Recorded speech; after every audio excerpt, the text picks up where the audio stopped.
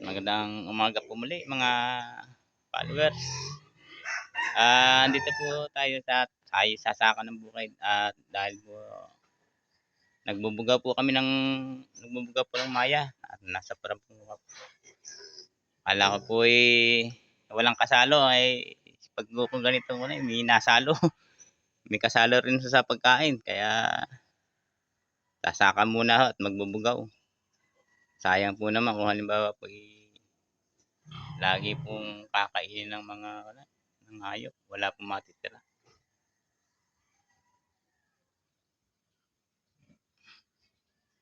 Ito po. Nga po pala may bago tayo una akin po kakain muna ng mga biik at pakikita ko po yung aking mga paano ngayon.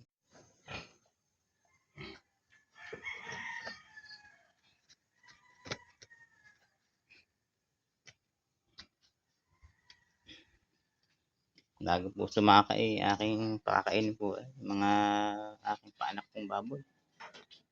10. 10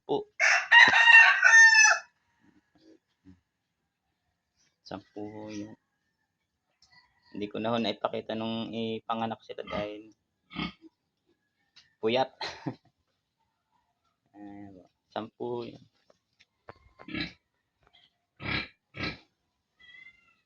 Bago po ako nagpainin muna kasi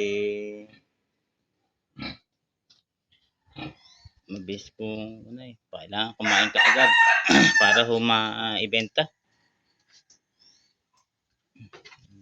Ayan po yung diba?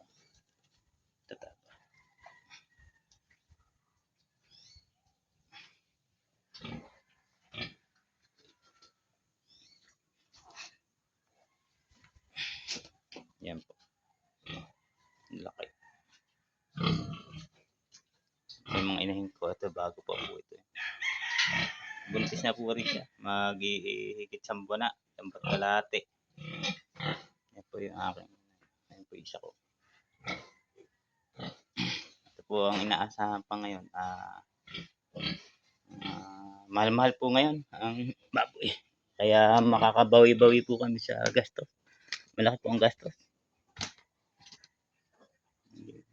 Kaya nga po tama lang yung alagaan, yung kaya. Meron po nag-alaga ng sobra. Yung kaya po lang.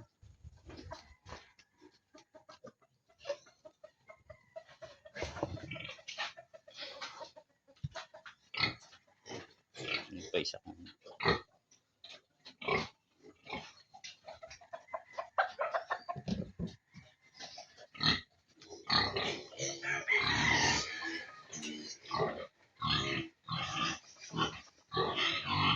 Kaya po, pasak naman. Mamaya na po sila pakakailinisin.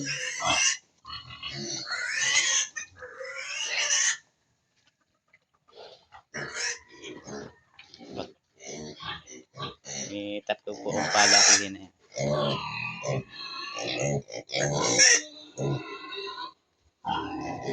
Tingnan ko po kung nakain na talaga.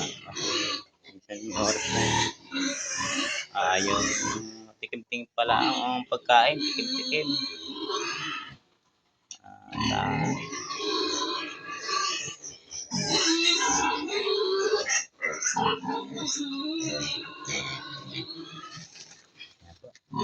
Kaya saka na po tayo. Mamaya na po linis.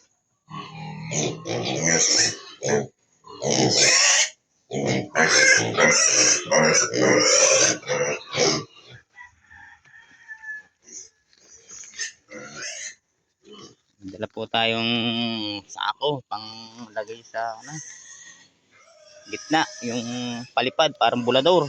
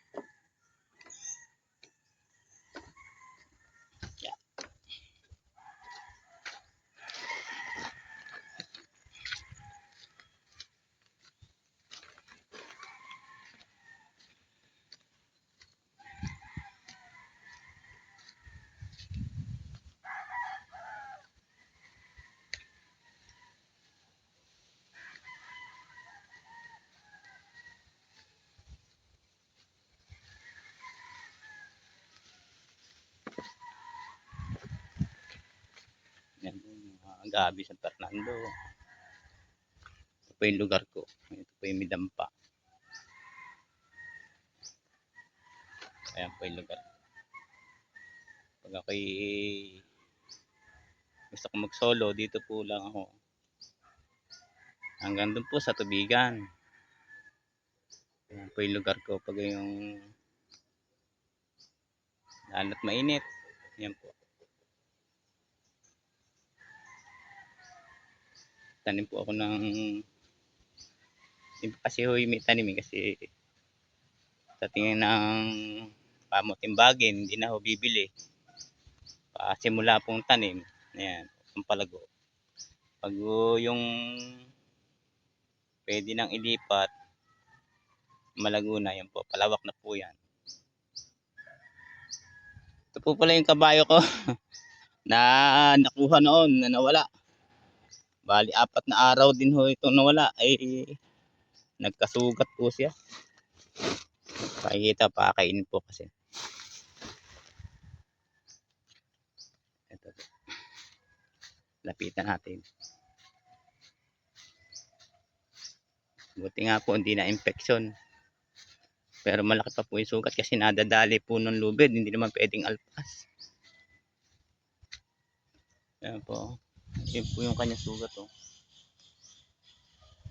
Naigi-igi na naman po yan. Kasi kinakagat ho niya. Kaya ang hirap. Yung itsura ng katawan niya. Medyo mataba-taba na huli. Kawawa naman. Tiis na lang huminto sa ate. Yung damo.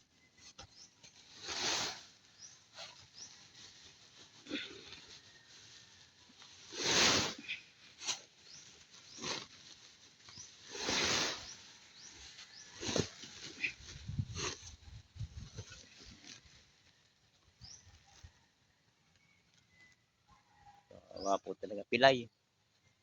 Nasabiran po siya kasi nung pagbagsak niya sa lupa kasi maputik po kaya napasabid yung paa kaya ayan po maganda-ganda naman no kasi tiyaga po lamang sa pag-aalaga sana po makarecover ng ayos para mapakinabangan na makabawi po.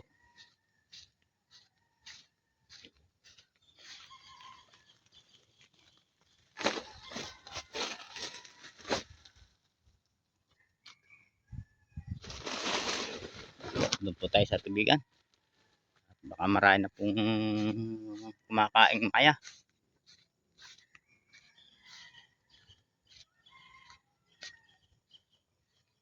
Yan po yung pasimula nating kung tawagin namin po binhian. Pag dumami yan, lahat po na ito matataniman. May rin po yung may ganitong tanim. Para ayan po si Resilia. Lambakan natin pagkain.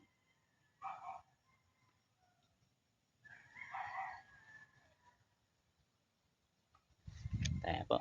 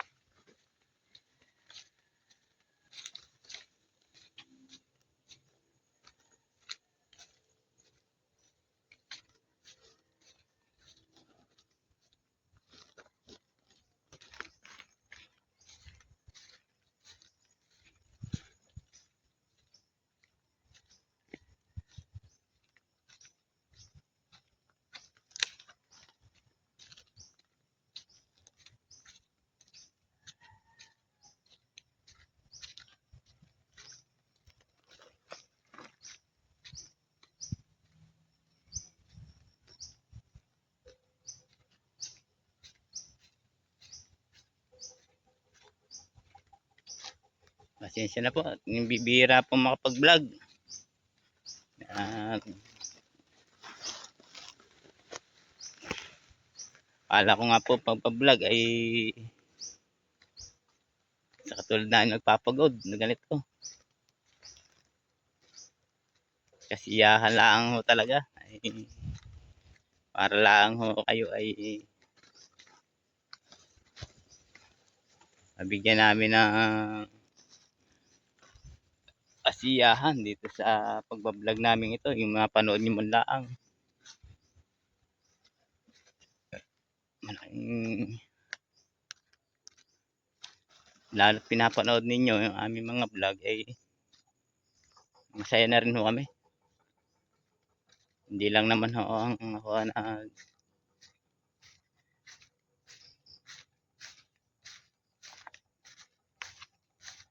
daan punta po sa tubig.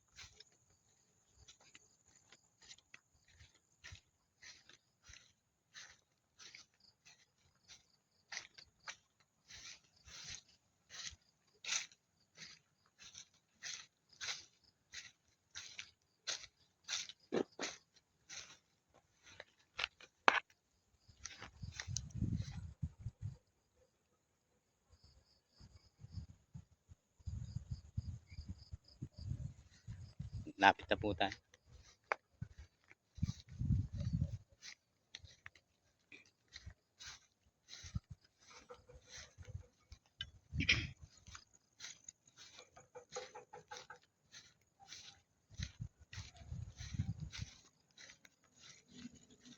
At dami pong makita.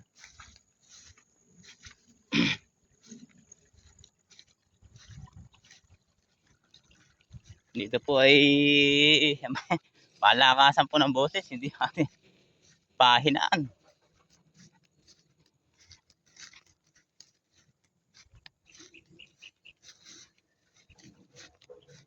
May bunga na ho kasi kakaunti naman kakainin pa po wala na po para sa tao mangyayari yan.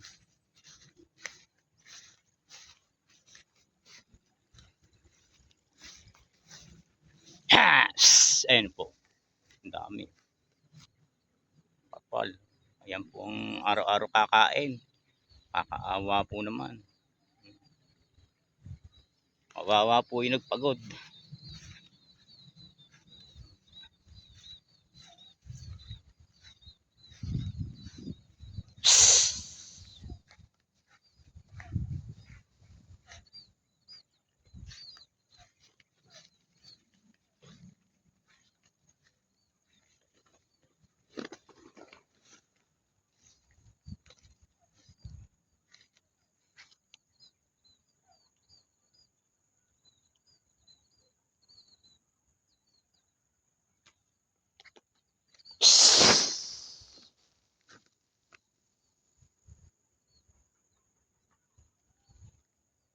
Pwindang pa.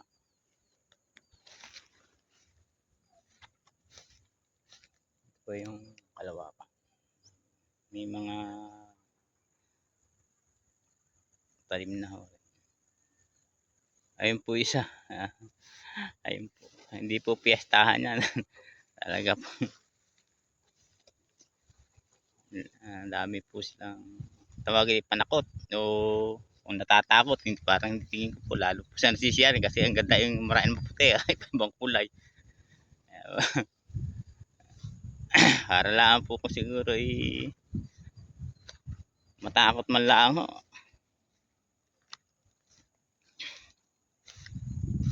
Dahil hindi na namin maintindihan kung anong gagawin.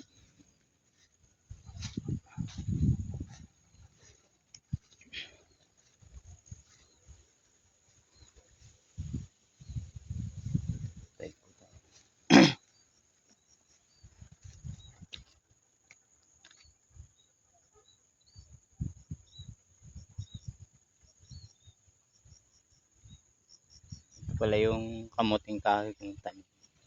Malalaki na.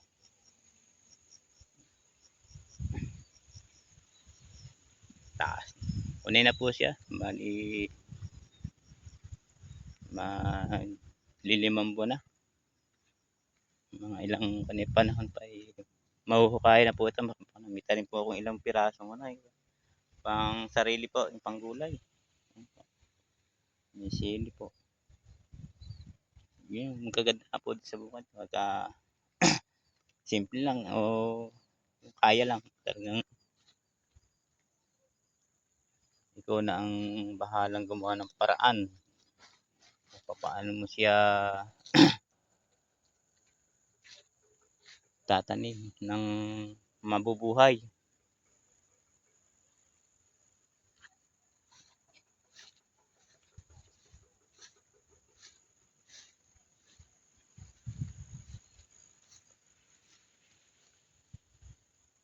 Gagawa po tayo ng yung panakot. Siguro makabawas man lang ng bubugay.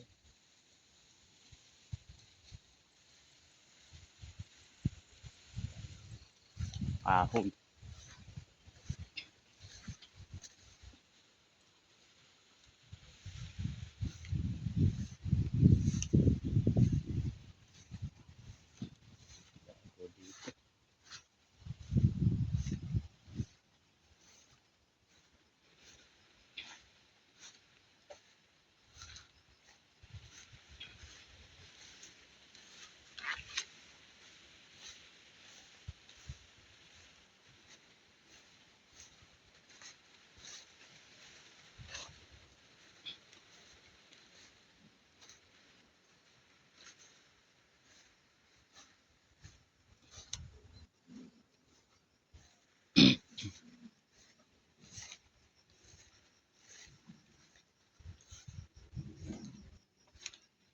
Lahat tayong kahon.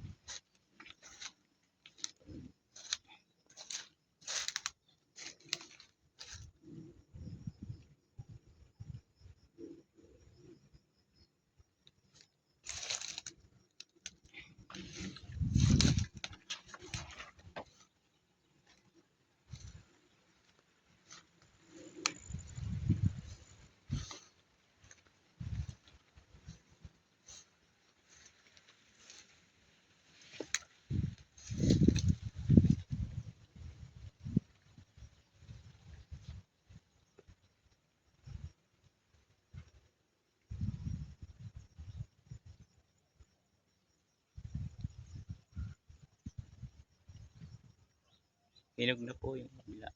Hinog. Ayan po.